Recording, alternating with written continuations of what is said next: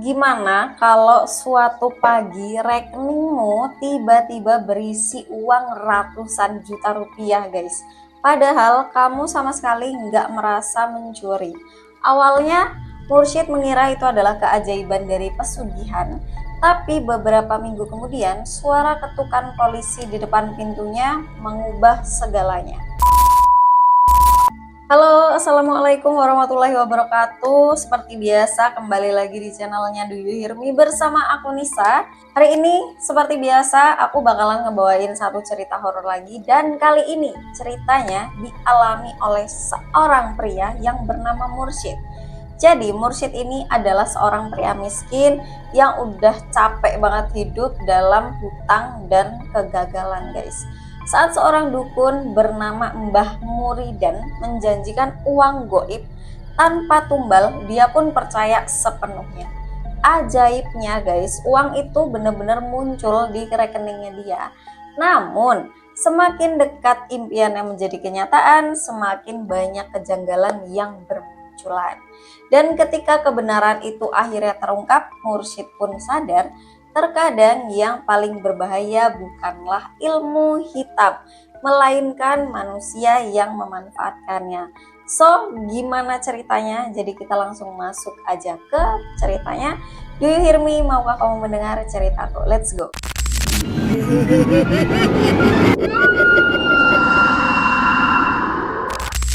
Hujan turun sejak sore membasahi gang-gang sempit di kampung tempat tinggalnya Mursyid. Atap rumahnya itu bocor di beberapa bagian, ember-ember plastik disusun di lantai untuk menampung air yang jatuh satu persatu dengan bunyi pelan yang menyiksa telinga. Bau lembab bercampur bau asap rokok memenuhi ruangan yang sempit itu, guys. Malam itu, cahaya layar ponsel menjadi satu-satunya penerangan di wajahnya Mursyid yang kusut dan penuh harapan. Tangannya gemetar waktu membaca pesan masuk dari seseorang bernama Mbah Muridan. Terima kasih Mbah, uang goibnya telah saya terima. Saya sudah menarik 700 juta dari bank. Maaf sebelumnya saya sempat meragukan Mbah. Balasan dari nomor itu datang beberapa detik kemudian. Tidak apa-apa nak, sekarang kamu sudah lihat sendiri kan kekuatan yang Mbah miliki. Mursyid pun di situ menelan ludah, guys. Matanya memerah bukan karena menangis, tapi karena terlalu lama hidup dalam rasa putus asa.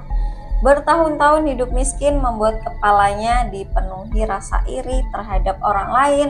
Semua teman seusianya sudah punya rumah, punya motor, punya mobil, istri, bahkan anak. Sementara Mursyid hidup menumpang di rumah reot peninggalan orang tuanya, kerja serabutan, hutangnya menumpuk di mana-mana dan menjadi bahan omongan satu kampung.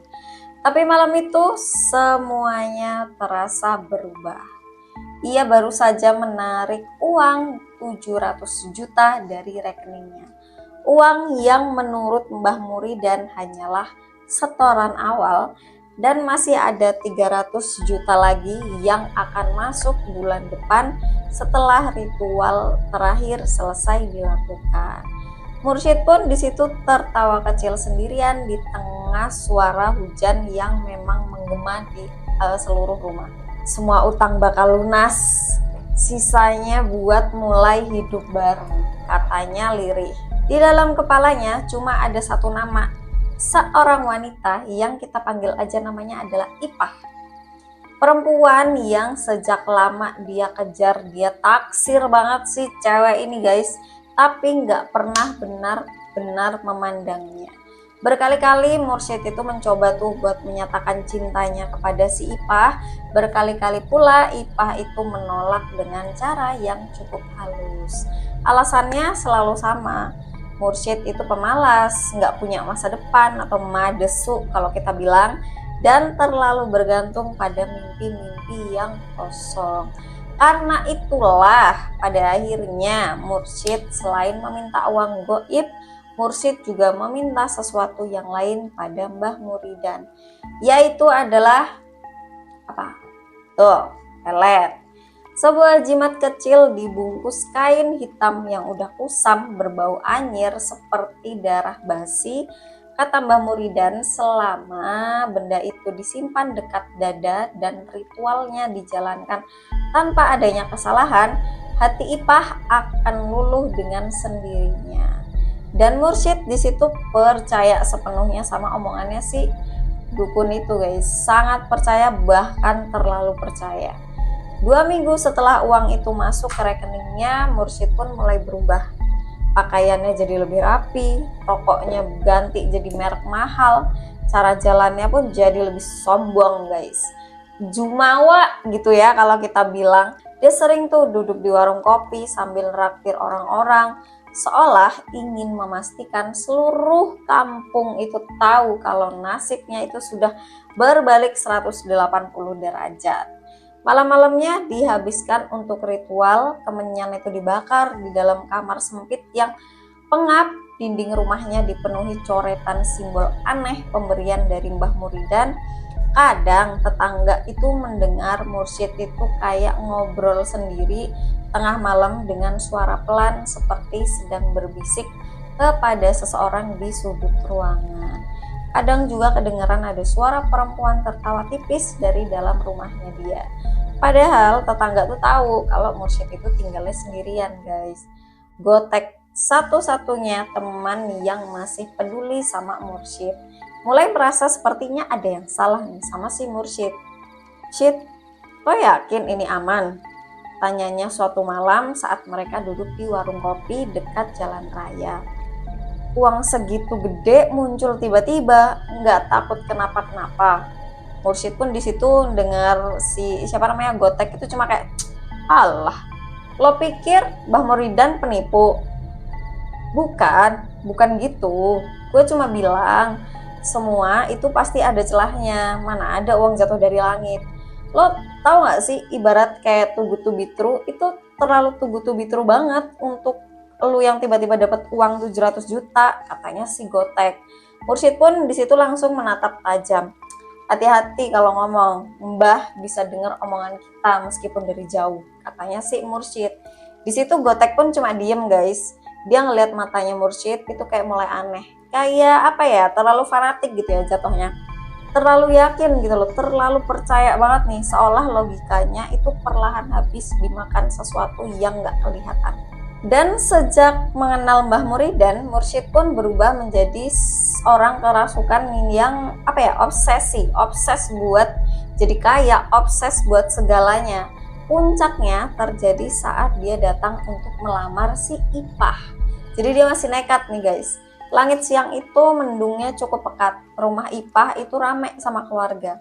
Mursyid tuh datang dengan pakaian yang menurut dia itu adalah pakaian terbaiknya. Dia mau ngelamar si Ipah guys. Membawa buah tangan yang mahal, uang, cincin emas yang baru dibelinya 1 hari sebelumnya. Dia tuh yakin semuanya akan berjalan sangat lancar. Jimat pelet itu tergantung di balik bajunya, dingin menyentuh dadanya si mursyid. Namun ternyata guys, keyakinannya runtuh hanya dalam beberapa menit. Ayahnya si Ipah menatap dengan wajah yang udah merah padam kayak nahan emosi. Terus dia bilang ke mursyid, "Kamu mau nikahin anak saya? Pakai modal apa kamu? Uang haram begitu," kata bapaknya si Ipah. Mursyid pun di situ nge-freeze dong, dia terpaku, dia bingung nggak tahu mau ngapain. Belum sempet dia tuh ngomong sepatah kata apapun, tiba-tiba Ipah tuh muncul tuh dari belakang pintu. Wajah perempuan itu pucat banget, tatapannya tuh bukan tatapan cinta, tapi tuh kayak tatapan takut gitu guys. Ipah tuh bilang ke mursyid, "Maaf Kang, aku udah punya orang lain." Suara Ipah di situ pelan banget, bahkan mungkin sampai nggak kedengeran kali ya. Kalimat itu menghantam mursyid jauh lebih keras daripada tamparan. Tiba-tiba dadanya tuh kerasa sesak banget, jimat di balik bajunya tuh kerasa panas banget. Gak mungkin. Pelet itu seharusnya berhasil, Mbah Muridan gak mungkin gagal. Mursyid pun pulang dengan kepala penuh sama amarah, dia udah emosi banget, dia sedih, bingung, apa dan segala macam, semuanya tuh bercampur jadi satu. Hujan turun deras sepanjang malam guys, lumpur menempel di celananya dia. Tapi dia bahkan udah gak peduli lagi. Sesampainya di rumah, dia langsung menghubungi Mbah Muridan dengan tangannya yang gemetar. Dia teks berarti ya, mungkin zaman dulu masih teks. Bah, kenapa Ipah nolak saya? Apa ritual saya ada yang salah? Katanya si Mursyid di teks itu. Pesan itu pun terkirim tapi nggak segera dibalas sama si Mbah Muridan. Malam itu rumah terasa lebih dingin dari biasanya. Asap kemenyan memenuhi ruangan, bau anyir dari jimat semakin menyengat. Saat Mursyid duduk sendirian di depan sesajen, dia sempat mendengar ada suara langkah kaki dari loteng rumahnya dia. Pelan, berat, seperti seseorang sedang berjalan tanpa alas kaki di atas kayu yang cukup tua. Mursyid pun noleh cepat dan ternyata kosong, gak ada siapa-siapa. Namun suara itu tetap ada di sana dan anehnya guys, terdengar seperti mengitari rumahnya si Mursyid. Dia pun mencoba untuk mengabaikan semuanya. Mungkin penunggu kiriman Mbah, pikirnya si Mursyid. Karena jauh di dalam hatinya, Mursyid itu masih percaya daripada menerima kenyataan bahwa dirinya itu sedang dibodohi. Jadi si Mursyid ini denial guys sama apa yang udah terjadi sama dia. 2 hari kemudian pun, saat malam baru turun dan ritual itu kembali dilakukan, suara gedoran keras itu mengguncang pintu rumahnya kayak gitulah pokoknya, brak brak brak brak gitu kan. Mursyid pun di situ tersentak guys. Api lilin di depannya mendadak padam secara bersamaan. Ruangan di rumahnya dia itu langsung gelap total karena nggak dibuka-buka kan. Permisi, polisi, permisi gitu. Jadi kayak orang itu tuh tetap ngetok-ketok pintu terus sampai dibuka sama si Mursyid. Darah Mursyid seakan berhenti mengalir di situ. Jadi kayak tiba-tiba nge-freeze dia guys. Dia pun buka pintu dengan tangannya yang udah dingin banget dan tubuhnya tuh gemeteran.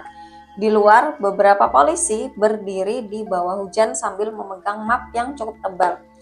Saudara Mursyid, iya Pak, ada apa ya Pak ya? Kami menemukan transaksi mencurigakan sebesar 700 juta ke rekening Anda. Terus di situ wajah Mursyid pun langsung pucet guys, kayak maksud apa ini? Ada apa ini? Bukan saya nggak nyuri uang Pak, itu uang goib. Nah, kalimat itu pun bahkan kedengeran lebih bodoh di telinganya dia sendiri. Apalagi polisi yang dengar itu kan, mereka pun kayak cuma saling pandang satu sama lain guys. Lebih baik Bapak ikut saya dan jelaskan di kantor saja, katanya Pak polisi itu. Malam itu pun seluruh kampung menyaksikan si Mursyid dibawa pergi dengan mobil polisi. Hujan terus turun tanpa henti. Dari balik jendela rumah, beberapa orang melihat sesajen di kamarnya Mursyid masih mengepulkan asap yang tipis.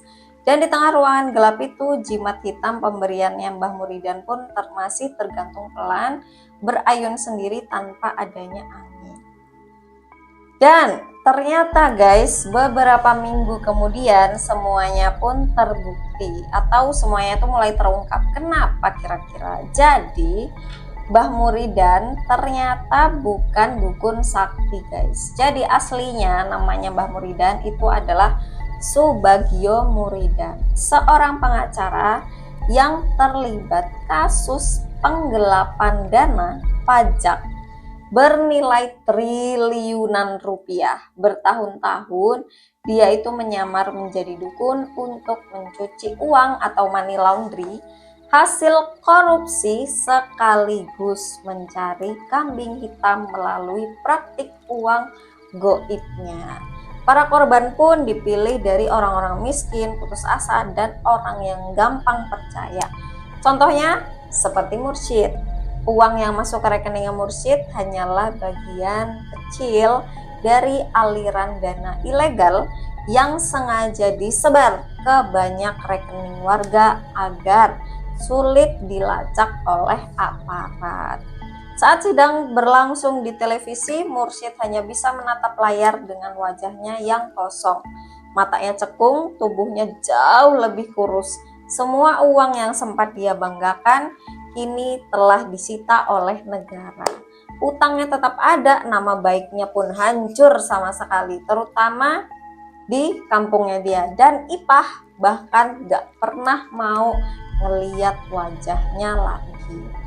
Terus si Mursyid sambil mengepalkan tangan dia bilang, dasar bangsip, ya, bangsip gitu kan. Hampir aja gua masuk penjara gara-gara orang tua itu sinting memang, itu dia bilang. Namun di dalam hati kecilnya dia tahu satu hal yang paling menyakitkan, bukan karena dia ditipu guys, tapi karena sejak awal dia memang pengen percaya pada jalan pintas. Dan malam-malam setelah kasus itu selesai, Mursyid masih sering terbangun karena mendengar suara langkah kaki dari loteng rumahnya. Suaranya tuh pelan, berat, mengitari rumah seperti dulu. Seolah ada sesuatu yang tertinggal sejak ritual-ritual itu dimulai. Sesuatu yang bahkan gak ikut untuk ditangkap sama pihak kepolisian. Kisah Mursyid pun mengingatkan kita bahwa keputusasaan itu memang seringkali membuat seseorang berhenti untuk berpikir jernih. Janji kekayaan instan, pesugihan, maupun jalan pintas apapun hampir selalu menyimpan harga yang jauh lebih mahal daripada yang terlihat di awal. Dalam cerita ini, pelaku utamanya memang seorang penipu berkedok dukun. Namun, rasa tamak dan juga keinginan untuk mendapatkan segalanya tanpa usaha juga menjadi pintu yang membuka semua petaka itu. Kalau menurut kalian gimana guys? Apakah Mursyid memang sepenuhnya adalah korban? Atau justru ikut bertanggung jawab atas pilihan yang seharusnya dia ambil? Tulis pendapat kalian di kolom komentar. Kalau misalnya kalian suka video ini, jangan lupa like-nya. Subscribe juga channel kita, nyalain loncengnya biar kamu tahu kalau misalnya kita upload video baru. Kalau kamu juga punya kisah-kisah seperti ini yang mungkin kisahnya panjang, terus kalian juga bisa loh kalian kirim ke email kita di inipodcast00@gmail.com. Siapa tahu kisah kalian yang akan kita bawakan di next video. Begitu. Sampai jumpa di cerita berikutnya. Selamat malam dan semoga gak ada suara yang mengetuk pintu rumah kalian setelah video ini selesai. See you next video. Bye bye. Wassalamualaikum warahmatullahi wabarakatuh.